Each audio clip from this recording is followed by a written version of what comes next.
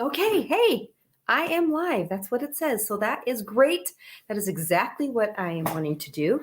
So whether you catch this live or whether you see this replay, whether you see this whenever you do, it doesn't even matter because I'm going to do this right now. And I'm excited that you're here. I'm excited that you're going to watch this maybe again and again. All right. And our title is today, whatever it is, whatever time you're watching this, is do you listen to your teen? All right. So I'm Shauna. I'm a teen relationship coach. And that is probably, I would say, for myself, out of the hundreds and thousands of teens that I have talked to, that is probably the number one thing that they say to me. My parents, they never listen to me. My mom never listens to me. My dad never listens to me. So now, hey, whether or not that's true, okay, because it may not be, it may be true. But here is really what I want to say. That is how they feel. Okay, so whether or not you feel, wow, I really do listen to my teen, so I don't know what they're talking about. So I'd like for you to put in the chat right now that very thing. Do you listen to your teen? Yes or no? All right. And if you were to ask your teen, hey, you know what, Johnny, Sarah, Linda Lou, do I listen to you? What do you really think? But be prepared for a real answer. Okay. So if you want your teen to answer you, be honest with you. Sometimes you might not be ready to hear what they have to say. All right. So you just put that in the chat as well. I would say my teen says yes, I listen to them, or say no. I would say my teen, that's what they would say is no, I really don't listen to them that well. So put those few things in the chat, okay? Because I really want to know. Okay. So as I'm doing this, plugging in here, I am here to help you, all right, the parent. Teens are my deepest passion, but I know in order to really truly help the teen, I actually need to help you, the parent of the teen. So that's why I'm doing this. So today, whatever it is again that you are watching this, we're going to talk about that very thing, about listening to your teen. And I'm not even going to pay attention to that because okay, my computer suddenly wants to update, but that's not happening. All right. So I do want to say there is a difference though between listening and hearing. So listening, okay, is definitely you are hearing the voice of your teen. You are hearing the sounds that come out of their mouth. But that's not necessarily listening, okay? You hear that. You hear the sound, you hear those things, but the listening part is that you are actually listening to what that sound is. You're listening to those actual words that are coming out of their mouth. So I would say, you do need to hear and listen, but together, not just hear them. Okay. Because we hear them talking, we hear the sound, but the listening part is where we have to have that. The listening is where you're hearing and listening to the actual words that they are speaking. So not just the sound of it, but the actual sound and the sound, not just of their voice, but what is being spoken. So I'm going to give you, all right now, 10 parent-teen listening skills that hey, maybe you have already, okay? So maybe as I'm going through these and speaking these and saying this, that maybe you're thinking, oh, hey, you know what? Yeah, I forgot about that. Like, man, I really need to implement that again. So please do, okay? If there's something that I'm saying to you, hey, put in the chat that, wow, you know what? I actually never thought of that. Or thanks for reminding me that that's a skill that I have that I just kind of forgot about. So I hopefully am going to refresh you with some things and hopefully even maybe bring you some new ideas that you can bring to the relationship with you and your teen.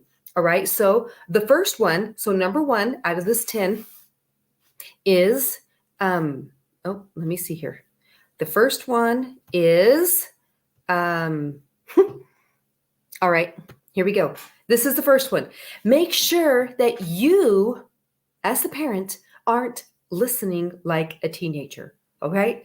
So, when you think of that, what comes to your mind? Like instantly, something comes to your mind of the way your teen listens. Yeah. Instantly, right? They don't care. Instantly bored. They don't want to know what you have to say. Like, oh my gosh, are you done yet? Why are you still talking? Fiddling with their fingernails. Suddenly they have something on their shirt. They want to be on their phone even more. So those are some things that, are you listening like a teen yourself as the parent? So that's something to think about. Okay. So that's number one in the ParenTeen listening skills is, hey, don't listen like the teen. Okay. Don't listen like your teen. Because most teens, even though they want us to listen to them, but sometimes their listening skills are very, very poor. But hey, the differences here is they're young, they're teenagers, and us, you know what? We're not, are we? Who's the adult? Sometimes we forget about that. So think about that. All right. So that's number one is please make sure that you are not listening like a teen. So number two is make yourself available. Because, hey, if your teen really is reaching out to you and they are wanting to talk, you absolutely need to make yourself available. How many times do teens even say this? Like, I've tried to talk to my parents, but you know what? They're always gone. They're always busy. They have something else to do. So if they're throwing anything out there about if you're getting any inclination that they want to talk, then you absolutely need to make yourself available. And when you do, it's giving your undivided attention. Okay. It's saying this. Okay. If you're on your phone and you're sitting there and you're talking, scrolling through some stuff and your teen kind of saying some things that are maybe giving you some red flags or you're getting an indication that they want to have a conversation with you, then you need to put this down. You need to, all right, hey, I'm going to put it on silent. I'm going to put it on airplane mode. I'm going to turn it off because that's our number one distraction right there is our phone. So when you put that away, then you're showing your teen that, you know what? Hey, I am making myself available to what you have to say.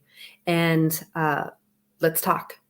All right. Let's talk because I want to know what you have to say. Okay. Because that is very important. So that's number two. So number three is make it a safe place for your teen to talk, all right? Because your teen will not talk to you if they do not feel that it is a safe place for them to actually have a conversation, all right? So if you want to talk with them and you're trying to build this relationship and you want to know what's going on in their life, but you are like you fight a lot, you argue a lot, there's a lot of chaos going around, there is some distrust going around that they don't really trust you with some things just because of things that have happened in the home, in the household, just in general, you need to make it a safe place, all right, in order for your teen to open up and to want to have a conversation. And sometimes that can be really hard. And I can even, make another video on that on another day of like, how do you make it a safe place? All right. So just think about that stuff. Because if they don't feel like they are in a safe place, then they're not going to open up to have a conversation. That's why, like when I talk to teens and it's just environment, yeah, they open up, but that's not like just generally like right away. They just don't pour their heart out. Sometimes, yeah, they do. But then other times teens build up to that because they want to make sure they can actually trust me. All right. It's the same thing. I know you're the parent, but that doesn't mean that your teen necessarily trusts you with their deepest feelings. All right. So the next one, number 4, is you have to stop talking in order to actually listen. All right. You cannot talk and listen at the same time. Believe it or not. I know that we can multitask, but hey, you cannot talk and listen. So if you're trying to listen to what I'm saying right now and you're carrying a conversation, are you hearing me? No. You might hear, right? See, you hear the sounds. You might catch little bits and pieces of words that I'm saying, but you are not listening to the full conversation of what is being said to you. Because if you're talking and trying to listen at the same time, you cannot do that. All right. Not productively anyway. So when you're wanting to have a conversation, you're wanting your team to open up, you're wanting to be able to listen better, then you have to, yes, believe it or not, zippy the lippy. Okay. You have to stop talking and don't sit there like a teenager, okay? They're saying, okay, this is dumb. I can't believe that they're saying this. And you just want to keep going on and on and on. And then you wonder why your teen did not open up and say anything, all right? So that's number 4. You have to stop talking in order to actually listen. So the next one, number 5, is, hey, so when you stop talking, okay, long enough, then let your teen talk. Right? So that is a huge thing right there.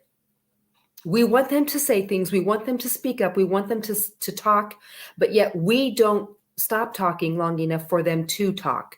So if you want your team to talk, you want them to say something, you just have to let them talk. All right. And I'm going to go right into the next one here because this kind of goes right hand in hand. Then do not take anything. Oh, wait, let me see. Did I skip that one? No, I didn't. Do not take anything your teen says, all right? So in the midst of the conversation, do not take anything that your teen is saying personal, okay? And stay calm. This will save you so much heartache if you do not take what they're saying personal. So when I said in the beginning of this video of this live right now, when I said in the very beginning, if you were to ask your teen, all right, what do they think? Hey, you go to them and say, do you think I listened to you? Or how well do you think I listened to you? However you want to phrase that to them. And I'm saying, be prepared for a response that maybe you're not actually prepared for. Be prepared for an honest answer. And you can say that, hey, be honest with me because I'm not going to get mad about it. All right. Because if you've been mad in the past about things, they're going to be really reluctant to be answering you like, all right, what's going on here? Why are they asking me this? What are they really thinking? What's the real motive? So that's what your teen would be thinking. Okay. So when you ask them, but do not take the things that they say personal. Sometimes, yes, your teen wants to try to hurt you. All right. Because maybe they've been hurt, so they want to hurt you. They want to lash out. They want to say things. But when you don't take it personal, it's harder, of course, for them to hurt you. When you stay calm, then they cannot offend you. It's harder for them to get under your skin when you're calm. You may be screaming and yelling inside, but you still don't want to show that on your face. All right. You don't want to show that you're so mad and angry about what they're saying, because when you're letting them talk, you have to just that, let them talk, and do not take what they're saying personal. So my next one here, number 7, is then do not answer the question that you just asked. Okay, so if you're in a conversation and you're talking to your team and you're asking them questions, okay, which is good. Okay, I'm not saying don't ask questions, because yeah, please do ask questions. Asking questions is a good thing, but one, yes, check your attitude, check your tone, because that is very important. When you're talking with your team, you need to check your tone, because in order to listen to them also, you have to check yourself.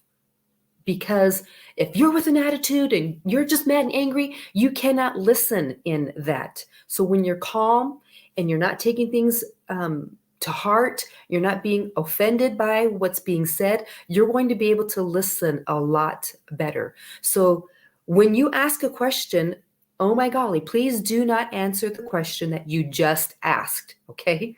You need to let them, here's the next one right here. Think about it. So that means you need to be okay in the silence. It's all right. That 30 seconds can sometimes feel like an hour. And when it's for real silent, it's like the longest clock ticking, pounding like a movie. Boom, boom, boom. Every second is just like an hour. So don't worry, you're not the only one that feels like that. Your team feels the same way.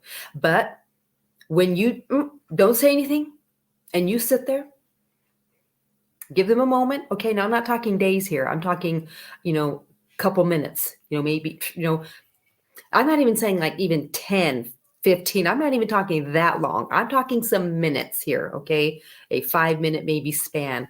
But, in the midst of your own wisdom, you will know, okay, if they're just like sitting there like, I don't really give a rip because I'm not going to answer that. Because you can tell if they're really thinking about what you're saying and they're trying to think of an answer, that they're processing what has been asked. You can tell the difference from really kind of thinking and looking compared to like a blank stare and there's nothing.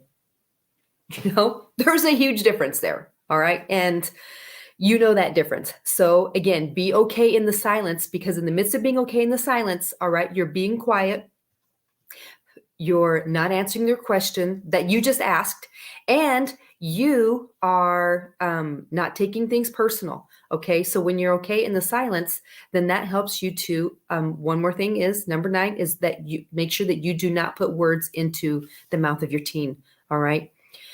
So even if you're asking a question, don't put words in their mouth. Don't try to say what they're not saying, because that only just makes them mad, makes them angry, and you're not helping the situation. Hey, we are adults. We do know how to, and I don't even necessarily want to say manipulate, but hey, we do. Okay, hey, we can. And I'm not saying that you do, but we are smarter than our teenagers, even much to contrary belief compared to what they would be thinking. All right. But we are, because we should be. All right. So if we're the adult, we should be smarter. So we should be acting like that. We should have more wisdom, knowledge, and discernment compared to what our teen has. So that when you do not put words into their mouth.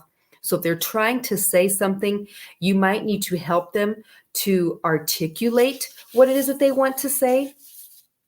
And that's okay. So if you are trying to help them with the things that they're trying to say because they're not sure how to put into words how they're feeling, what their emotions are, or how to say what they want to say, then definitely help them out a little bit, all right? To help them and to give them some words to say. But when you're saying this too, you want to make sure that you're being gentle, and that you're being just respectful, okay? Because I'm not even saying that you as the parent, I'm not saying that you do not have a right to be mad and angry and upset because of some of the things that your teen has done or have not done. All right. So when you're listening to them and maybe there's just been a big, huge situation that took place, you still want to listen to them. All right. You still want to implement these things into the conversation because it's going to help it to go a whole lot better than you just yelling and screaming and being mad and being angry, and just lashing out that way, because then you're both doing that. Then everybody's mad, everybody's fighting. And that's not the point. You don't want it to be to that level and that degree. So that's why implementing these parent-teen listening skills is definitely going to help you. So the last one here, number 10. Oh, I'm sorry. Oops. Where's my little, did I not put number 10 in here? Oh, I must not have. Okay. Well, I guess I didn't put number 10 in here. So I guess I'll just tell you what it is. So number 10 is do not mock your teen. So that's number 10. All right. Do not mock your teen.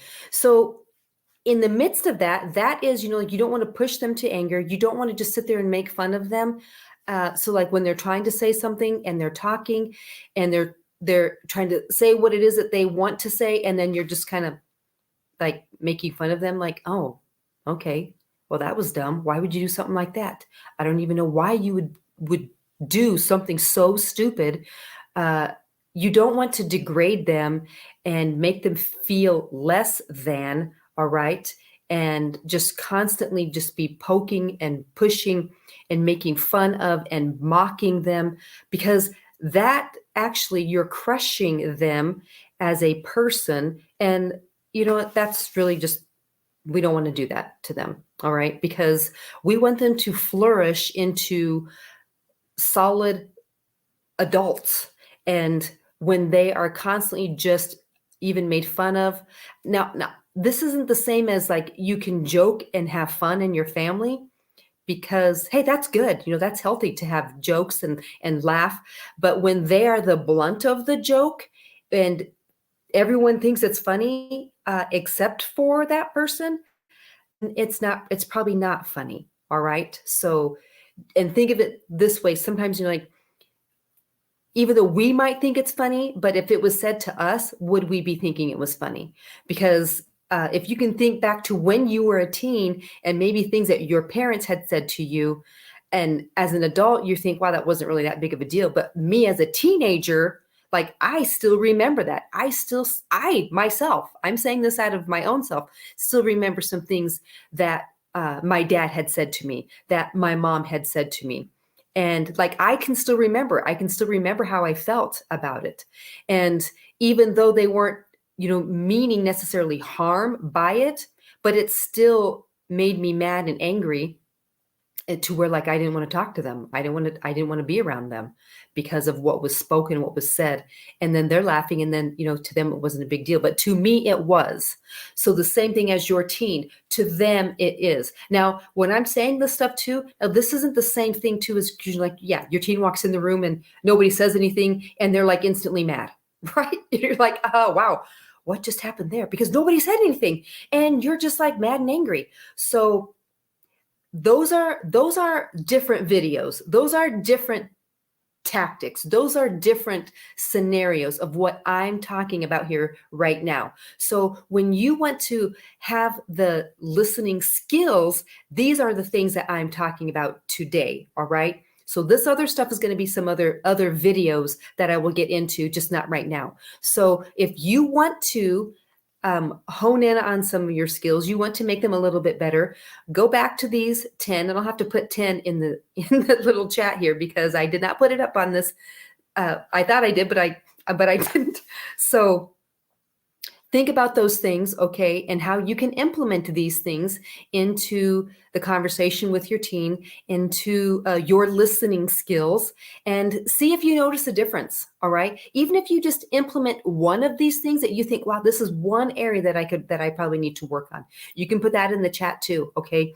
Here's one thing that I should probably work on right now. If there's more than one, but you don't need to work on 10 at a time. You can just kind of do 1 or 2 at a time and then implement those, kind of get those down a little bit, and then try something else, and then try another one of these that maybe you need a little bit more work on, all right, to see the difference in how your listening skills, then what it does then to the relationship with you and your teen, what it does to how your teen then responds to you. Now, sometimes when you're implementing these things, it's not going to just be like a bam, right away change. It's going to be something's a little bit gradual, because sometimes, again, if there have been distrust issues, that because your teen wants to make sure that they can trust you with their feelings. They want to make sure that they can trust you, my mom, my dad, with my emotions, with how I feel, because sometimes they don't even understand what they're feeling. They don't understand the roller coaster of emotions. And when they can't trust you with that, that's why they go somewhere else. That's why they get on social media and pour out their heart to complete strangers. That's why they will connect to a relationship that you like, wow, okay, where did that come from? And the reason why is because that person is listening to them.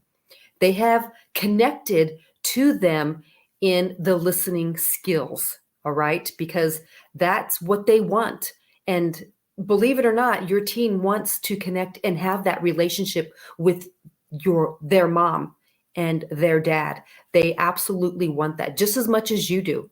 So don't feel like it's a one-sided thing, because it isn't. And don't feel that, hey, that it's too late, that you can't do this, because yes, you can. All right, you can. Start listening to your teen today. Start listening and implementing something, from this list, and see if you notice a difference. So, I think with that, I think that's what I'm going to say about this right now, is with the listening. And if there's another video that you would like specifically, please, hey, let me know, because I will love to make that video and help you out, because that's what I'm here for, is to help you, the parent, all right, with that super fantastic teen of yours. And I'd also like you to know that in the midst of watching these and sharing these and going back to these videos, these are here to help you to just connect and to build that relationship with your teen.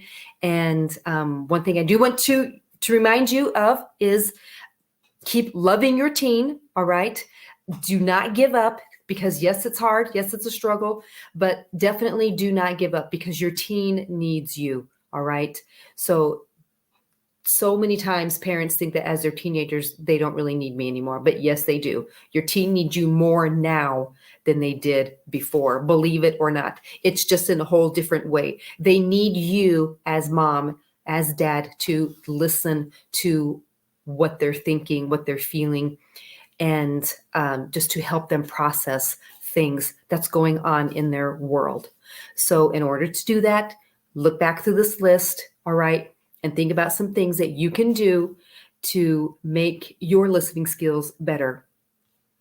So I want to say thanks for watching. I want to say, hey, there's a few other videos that you can connect to, and I will see you in the next video. All right, so keep loving that teen of yours. All right, thanks for watching. I will see you soon.